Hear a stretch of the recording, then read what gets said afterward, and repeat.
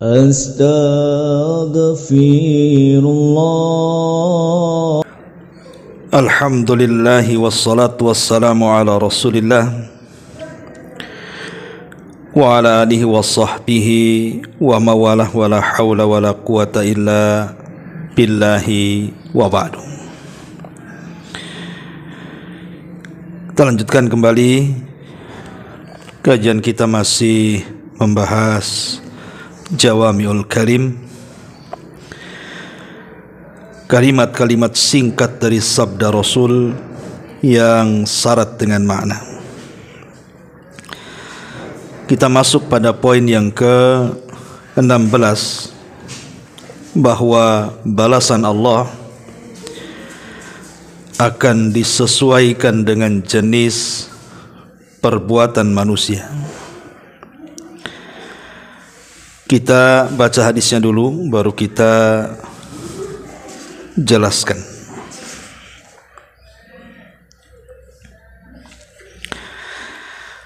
An Abi Sirmah radhiyallahu anhu qala qala Rasulullah sallallahu alaihi wasallam, man darra dharrallahu bihi wa man syaqa syaqqallahu alaihi. Rawahu Tirmidzi wa Ibnu Majah. Dari Abu Sirmah, beliau berkata, Nabi SAW bersabda, barang siapa menimpakan madarat, bahaya kepada orang lain, maka Allah akan menimpakan madarat yang sama kepadanya. Dan barang siapa menyusahkan orang lain, maka Allah subhanahu wa ta'ala akan mengirim kesusahan yang sama pula kepadanya. Hadis ini dikeluarkan oleh Imam At-Tirmidzi dan juga Imam Ibnu Majah. Ma'asyiral muslimat yang dimuliakan Allah subhanahu wa ta'ala, dari hadis ini ada dua kaidah yang penting untuk kita perhatikan, karena dua kaidah ini menyangkut hal ihwal kehidupan kita. Pertama, annal jazaa'a min jinsil amali fil khairi wa syarr, bahwa sebuah balasan yang Allah akan timpakan kepada manusia karena perbuatan yang dilakukannya itu sesuai dengan jenis perbuatan, baik yang dilakukannya itu sebuah kebaikan ataukah sebuah keburukan. Jika perbuatannya baik, maka balasannya baik, dan jika perbuatan buruk, maka balasannya juga keburukan. Kemudian yang kedua, bahwa asal sebuah kemadaratan, hal-hal yang membahayakan, harus dicegah. Baik madarat itu akan mengenai kita yang melakukannya, ataukah madarat itu akan mengenai orang lain. Makanya Nabi SAW mengatakan, la darara wa la dirar, jangan mendatangkan madarat kepada diri sendiri, dan jangan pula mendatangkan madarat kepada orang lain. Inilah dua kaidah yang harus dipahami. Sebelum saya menjelaskan dua kaidah ini, kita akan perhatikan hadis ini. Nabi SAW mengatakan, barang siapa yang membahayakan seorang muslim, niscaya Allah akan menimpakan bahaya kepadanya. Dan barang siapa yang menyusahkan seorang muslim, niscaya Allah akan menyusahkannya.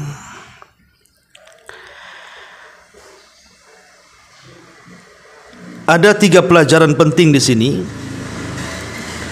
Pertama, Sebagai seorang muslim, kita tidak boleh berkecil hati, karena pembelaan kita adalah Allah yang maha besar. Dia pasti membela kita jika kita di pihak yang diganggu.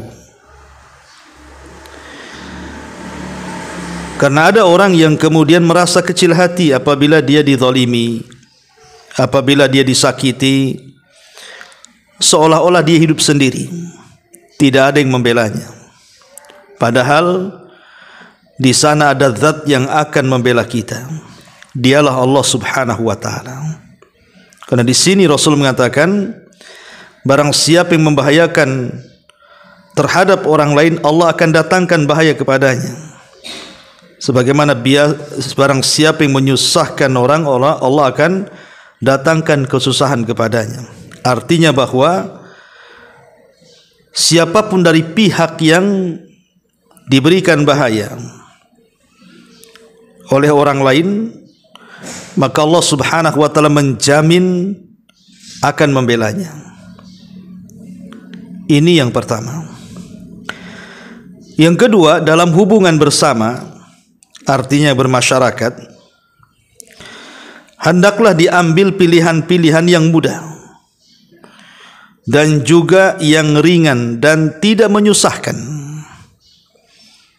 Jadi kalau kita ini berhubungan dengan orang lain, baik dalam keluarga, bertetangga, ataukah bermasyarakat, jangan suka menyusahkan, tetapi berilah kemudahan kepada orang lain.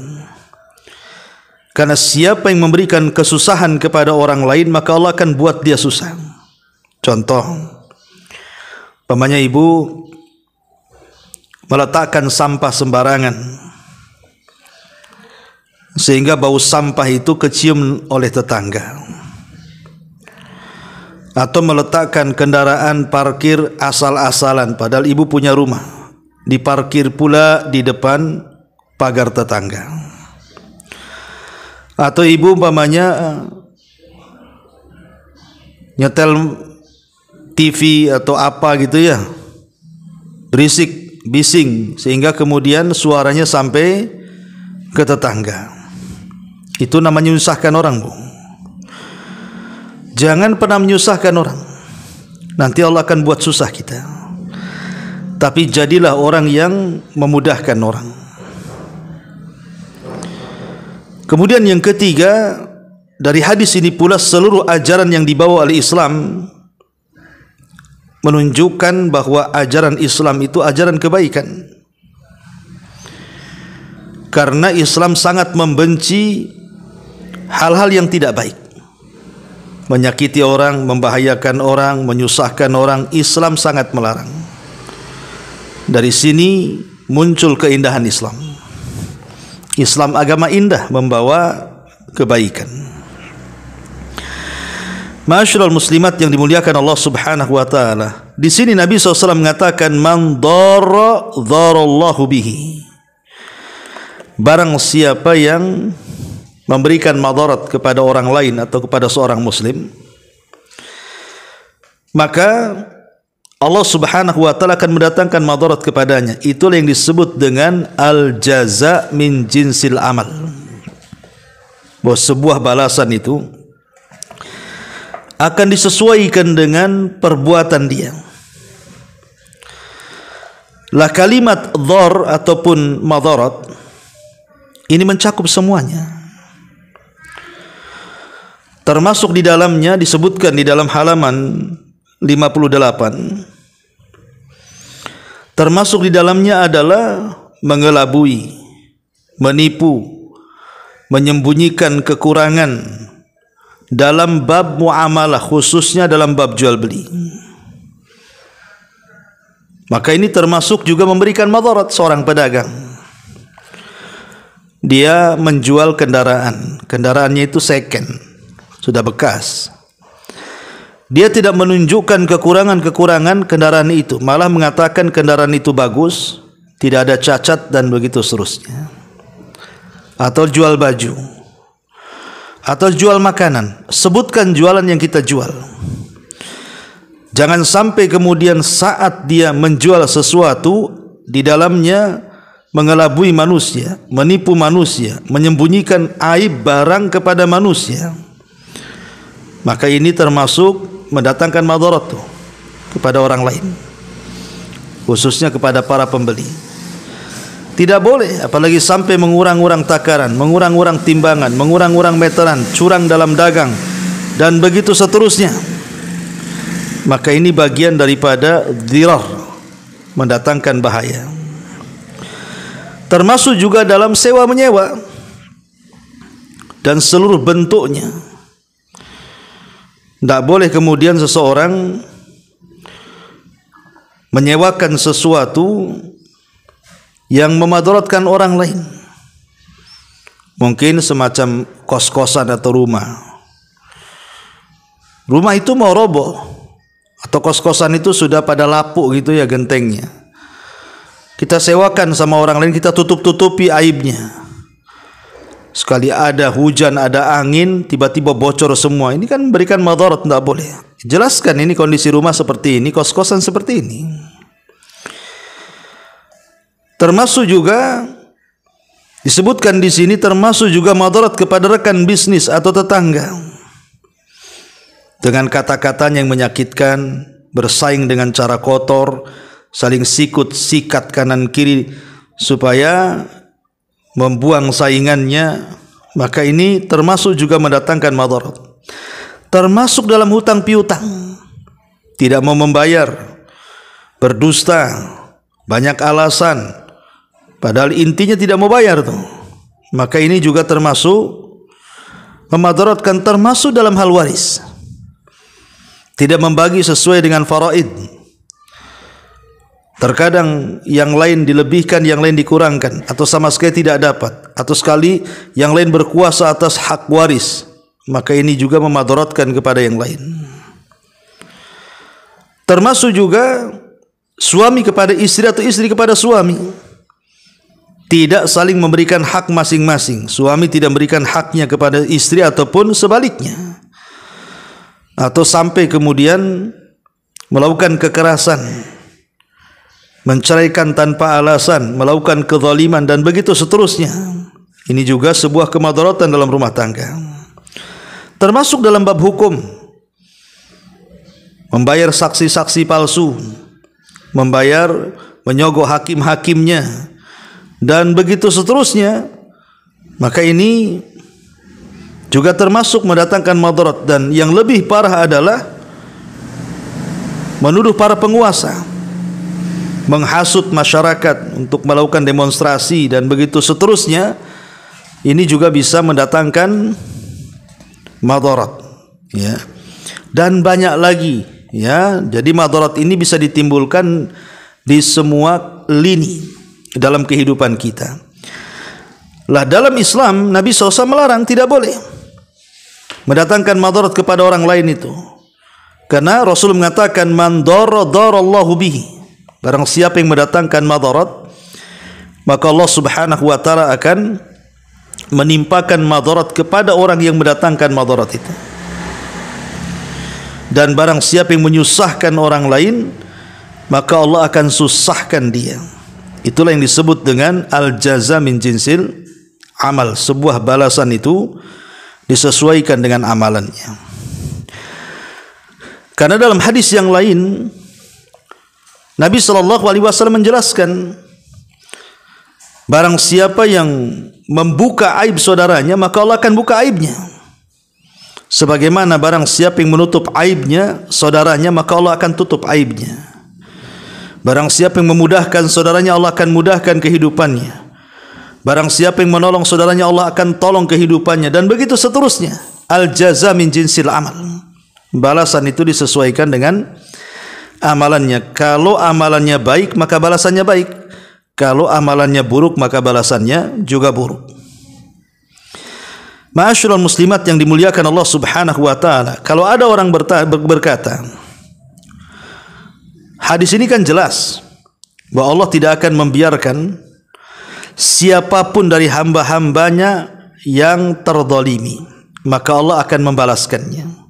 Pertanyaan pun muncul, Ustaz, saya pernah dipukul orang, tapi yang memukul itu kok enak-enak saja kehidupannya. Saya pernah dibuat orang itu bangkrut, tapi kok kenapa orang itu tidak dibalas-balas sama Allah, tetap aja dia kemudian berhasil. Katanya, siapa yang memberikan madarat, Allah akan berikan madarat kepadanya. Siapa yang menyusahkan, Allah akan susahkan dia. Tapi dia tak susah pula hidupnya tuh, padahal sudah nyakiti saya, dolimi saya, mukul saya, dan begitu seterusnya. Maka dijawab oleh para ulama, pertama, hadis ini tidak mesti balasannya harus cash. Hari ini disakiti, besok dia pula didatangkan madarat. Bukan itu maksudnya. Bisa saja hadis ini maknanya, maksudnya adalah cerita balasan, tidak di dunia, dia di akhirat.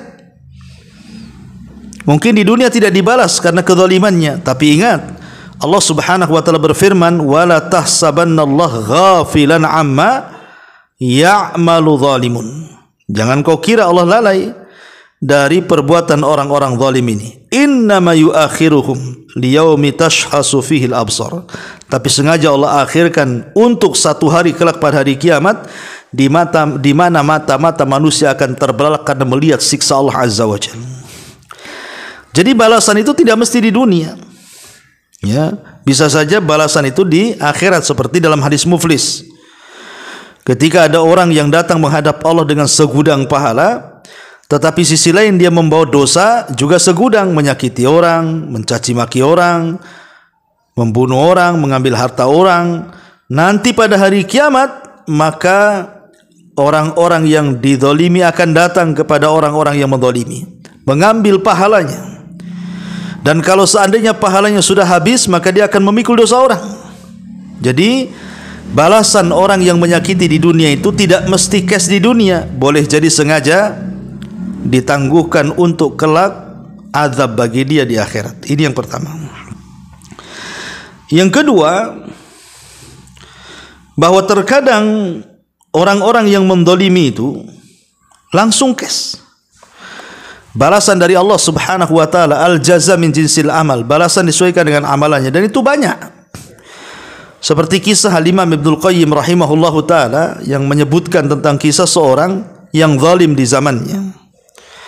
Ada seorang preman yang mengambil ikan dengan cara paksa. Ikan itu mati, tapi diambil dengan cara zalim dari nelayan. Tiba-tiba kemudian dia pulang, ikan itu pula dihidupkan sesaat menggigit jarinya. Dia tidak paham bahwa gigitan jari itu balasan dari Allah atas kezalimannya. Sampai di rumah, dia goreng ikan itu, dia makan.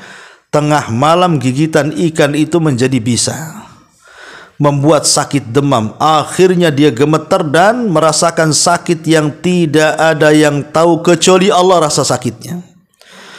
Akhirnya kemudian besoknya dia periksa, rupanya jarinya harus diamputasi sampai pergelangan tangan. Lihat, terkadang orang yang melakukan kezaliman, mendatangkan madarat kepada orang lain, Allah kasih cash. Hari ini dia berbuat zalim, besok Allah balas. Terkadang seperti itu. Dan itu kita banyak saksikan di masyarakat kan itu.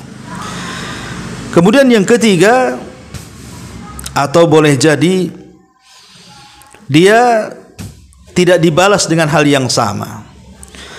Mungkin dia mukul orang, nyakiti orang itu kan, tidak dibalas dengan cara Allah mendatangkan orang memukul dia atau menyakiti dia. Boleh jadi Allah buat hidupnya susah. Mungkin ekonominya seret, mungkin anak-anaknya sakit, mungkin keluarganya bercerai-berai, dan begitu seterusnya. Allah Subhanahu wa taala Maha tahu cara membalasnya. Tidak mesti kemudian Allah Subhanahu wa taala membalas dengan balasan yang sama.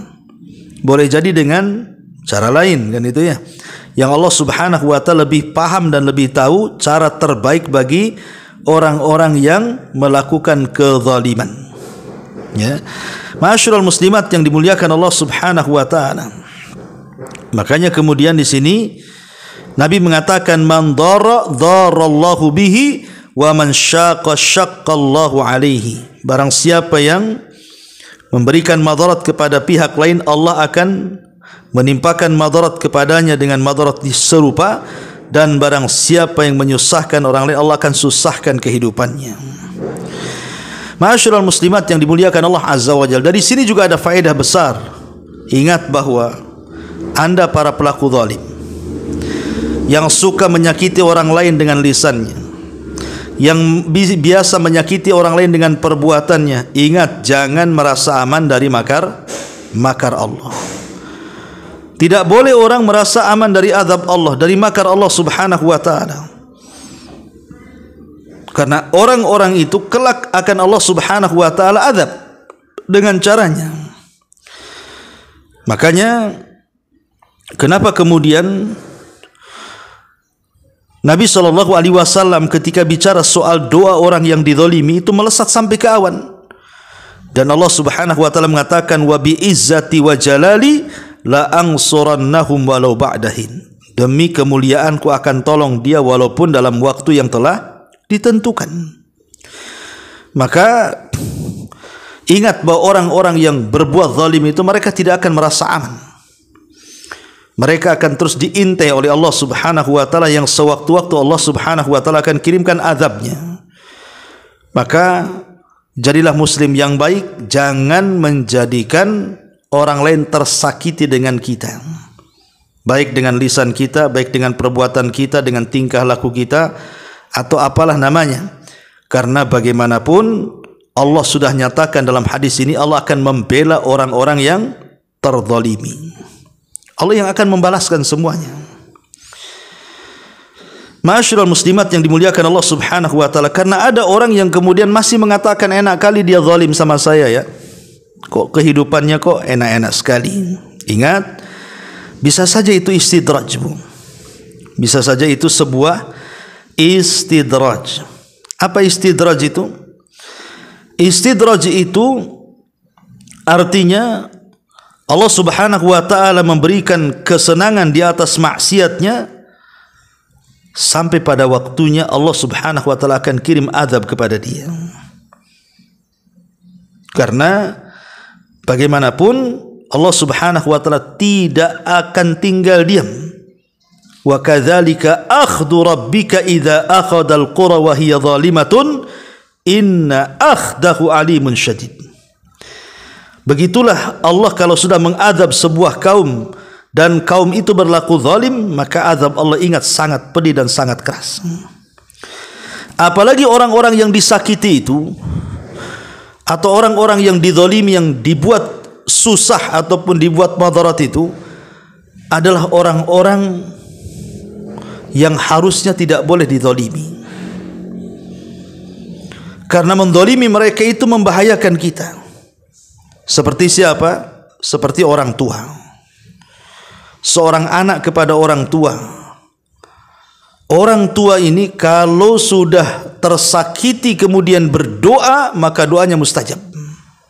Hati-hati. Betapa banyak anak yang durhaka kepada orang tua itu tidak pernah tenang hidupnya karena doa buruknya orang tua kepadanya. Ataupun yang disakiti adalah wali-wali Allah.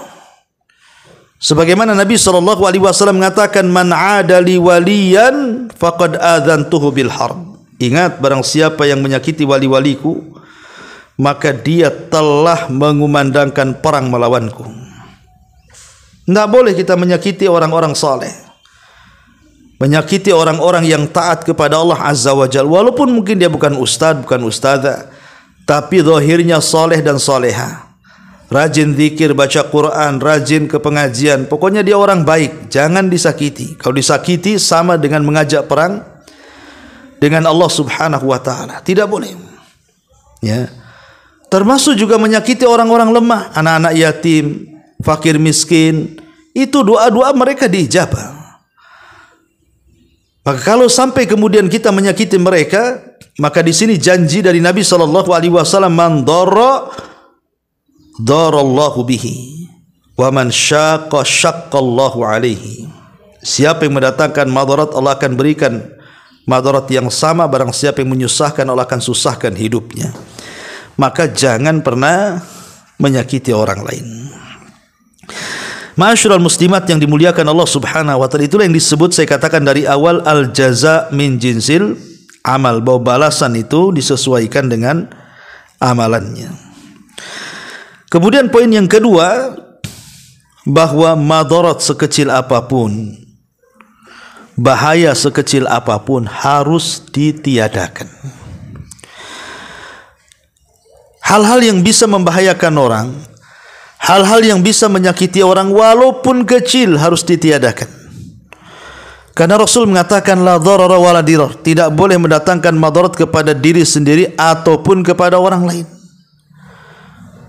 Pamannya kita buang sampah sembarangan, ya memang kecil, tapi madarat kepada orang lain kan. Pemerintah ini sudah gaji orang tukang sapu tiap pagi di jalan itu, kita pula lempar-lempar sampah, madarat tuh, ya. Jadi jangan sampai kemudian sekecil apapun mendatangkan madarat. Maka dari sini pentingnya menjaga lisan, karena kadang-kadang dari lisan ini muncul madarat bagi orang.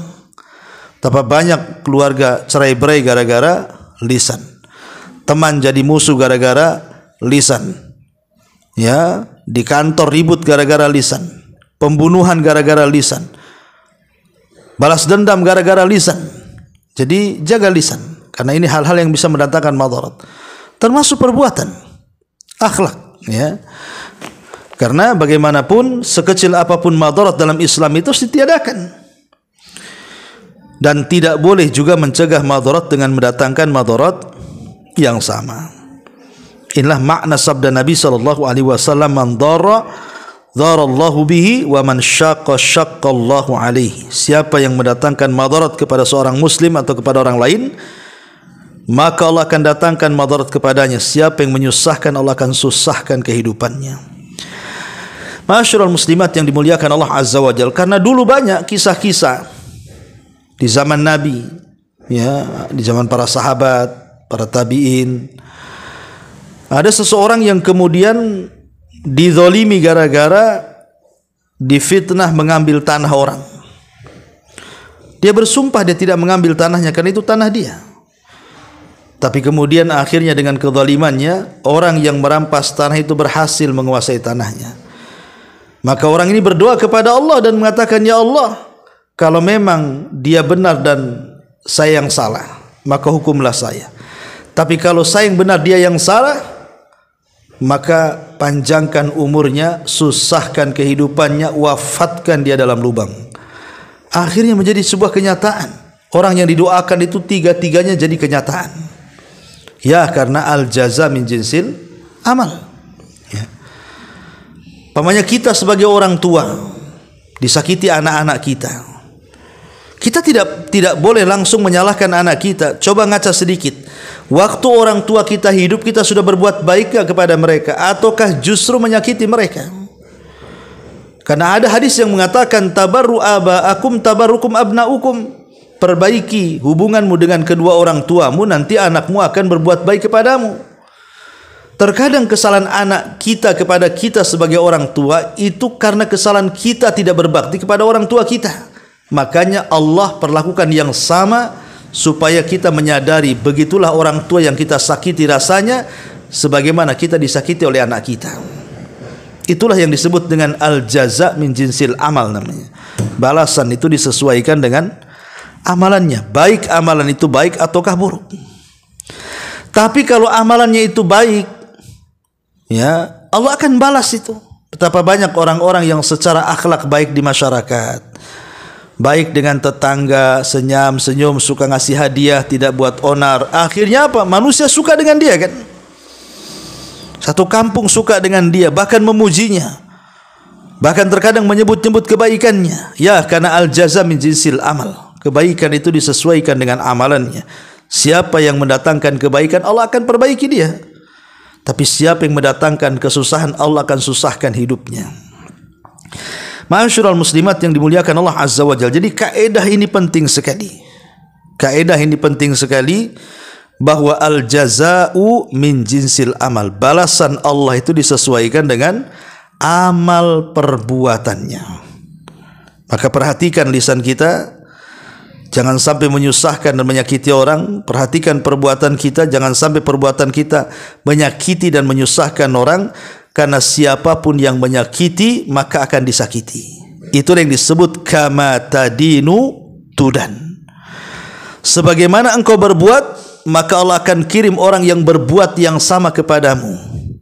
Contoh mamanya orang yang suka gibah, hari-hari gibah orang. Tidak ada tetangga yang lepas dari gibah dia. Tidak ada satupun tetangga yang selamat dari gibahnya. Ingat, Anda sedang menggibah itu, nanti Allah kirim orang yang menggibah Anda. Bahkan orang yang menggibah kita lebih jahat dibandingkan kita menggibah orang. Terkadang seperti itu. Ketika kita menyakiti orang dengan lisan kita, nanti Allah kirim orang yang menyakiti kita dengan lisannya. Ketika kita menyakiti orang dengan perbuatan kita, nanti Allah kirim orang yang akan menyakiti dengan perbuatannya. Karena kama tadinu tudan. Sebagaimana kita berbuat, nanti akan ada yang berbuat yang sama kepada kita. Makanya kalau kita lihat kisah zaman dulu Bani Israel, ketika Allah Subhanahu wa taala mengutus seorang raja zalim dari Babylon namanya Bukhtunasr yang menghancurkan Palestina sehancur-hancurnya. Kenapa Allah kirim raja zalim menghancurkan Palestina yang ketika itu Palestina dikuasai di Imperial Romawi, Nasrani, Yahudi. Yahudi dibantai habis-habisan di zaman Bukhtunasr itu. Karena orang-orang Yahudi sebelumnya mereka sudah membunuh para nabi. Mereka menyembelih kepala Isa bin Maryam, mereka menggergaji Nabi Zakaria, mereka membunuh banyak para nabi. Karena kelancangan mereka kemudian kurang ajar dengan para nabi, Allah kirim raja yang zalim yang menghancurkan mereka. Itulah namanya al-jaza'u min jinsil amal. Namanya sebuah balasan itu disesuaikan dengan amal perbuatan kita. Maka jangan pernah merasa aman dari azab Allah. Jangan pernah merasa aman dari siksa Allah. Setiap kezaliman ada perhitungannya di hadapan Allah. Tidak di dunia, di akhirat. Seperti umpamanya Allah menceritakan tentang kisah Ashabul Uhdud yang membakar 20.000 orang. Tapi Quran tidak menceritakan balasannya. Bukan berarti orang yang membakar 20.000 orang itu dibiarkan begitu saja. Tidak ada kehidupan setelah kematian. Mereka mempertanggungjawabkan semuanya dan mereka akan dibakar dalam api neraka. Al-jaza'u min jinsil amal. Jadi kaidah ini penting dipelajari, masuk pada semua lini supaya kita menjadi orang baik, jangan mendatangkan madarat kepada orang lain ataupun menyusahkan orang lain. Ya, tapi jadilah orang yang mudah, memudahkan orang lain. Jadilah orang yang supel, yang dekat dengan orang sehingga orang suka dengan kita dan orang tidak tersakiti dengan kita. Inilah diantara makna singkat daripada hadis balasan sesuai dengan jenis perbuatannya. Wallahu a'lam bishawab. Taib sampai di sini. Kalau ada yang bertanya silakan.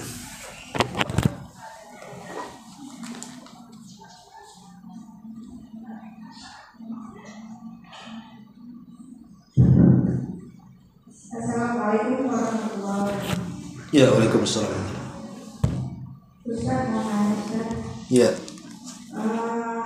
Kalau apakah suami kasih sesuatu ke keluarga, apa cerita sama istri, apa itu termasuk mudarat juga Ustaz? Suami memberikan sesuatu kepada keluarga, terus menceritakan sama istri. menceritakan sama istri.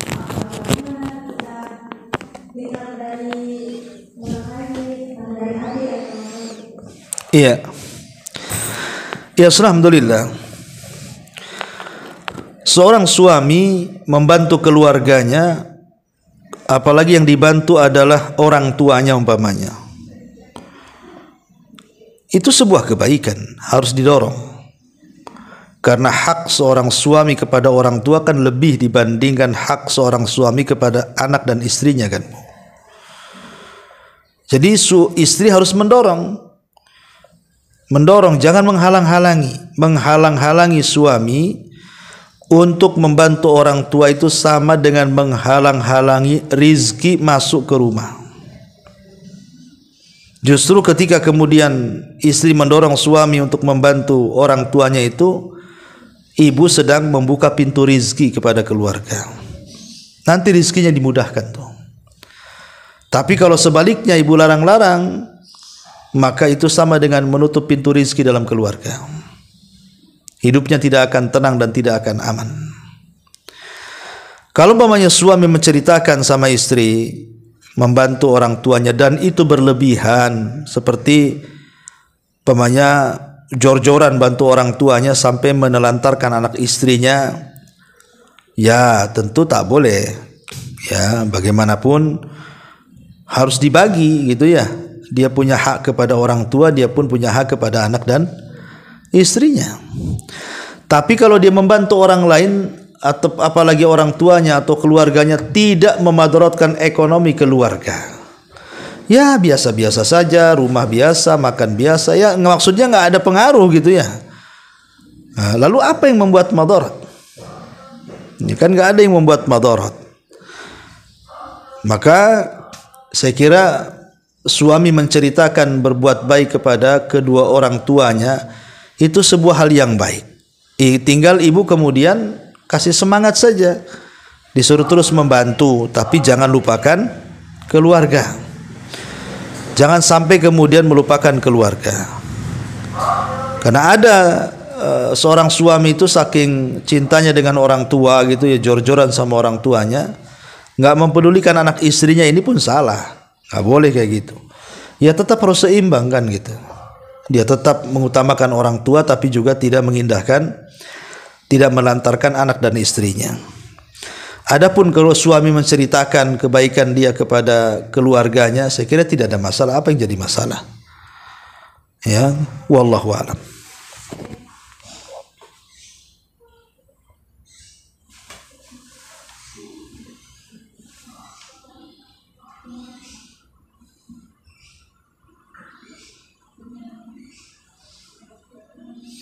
Ya, di sini ada pertanyaan dari YouTube. Afwan Ustaz, bagaimana menyikapi saudara berbuat kezaliman kepada keluarganya tapi tidak bisa dinasihati pakai cara apapun, bagaimana cara menanganinya agar tidak melakukannya? Iya. Pertama, doakan kepada saudaranya supaya Allah berikan hidayah dan tidak suka melakukan kezaliman. Yang kedua, nasihati. Nasihat sekali tidak bisa, buat nasihat kedua. Nasihat kedua tidak bisa, buat nasihat yang ketiga. Terus nasihati. Karena bagaimanapun nasihat itu sangat bermanfaat bagi seorang muslim. Fadzakir in nafa'ati dzikra. Berilah peringatan, karena terkadang peringatan itu menjadi sebuah pengingat. Ya, tidak sadar hari ini mungkin besok, tidak sadar besok mungkin lusa. Ya. Kemudian yang ketiga, ketika tidak bisa dengan cara dinasihati, ya suruh orang lain yang disegani dia. Kalau kita tidak bisa langsung nasihati, cari orang lain, orang ketiga namanya. Nasihati dia yang mungkin bisa didengar ucapannya. Kemudian juga yang keempat, sabar. Bersabar. Terkadang Allah menguji orang-orang yang menyakiti, rupanya bukan orang jauh tapi orang-orang sekitar, orang-orang dekat. Sehingga perlu kesabaran dan harus terus sabar gitu ya. Dan terus menasihati dan terus sabar.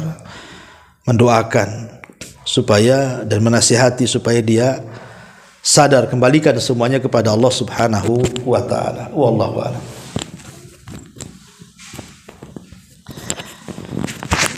Baik, saya kira cukup ini. Mudah-mudahan ada manfaatnya. Subhanallah wa bihamdika, asyhadu an la ilaha illa anta, astaghfiruka wa atubu ilaik. Allahu